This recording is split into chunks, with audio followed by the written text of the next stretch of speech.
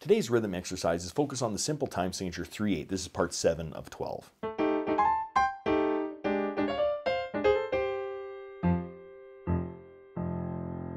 Welcome to my studio. Bach To Basics. This channel is where you can find videos to further your music studies.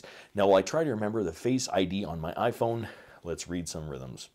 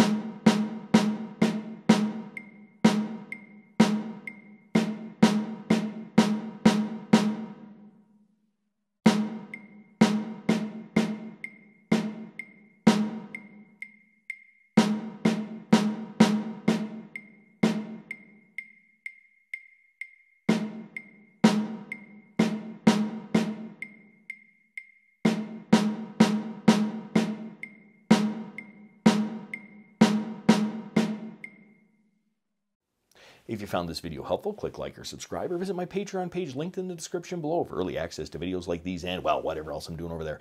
Thanks for watching. I'm just a music teacher having fun. Catch you on the next one.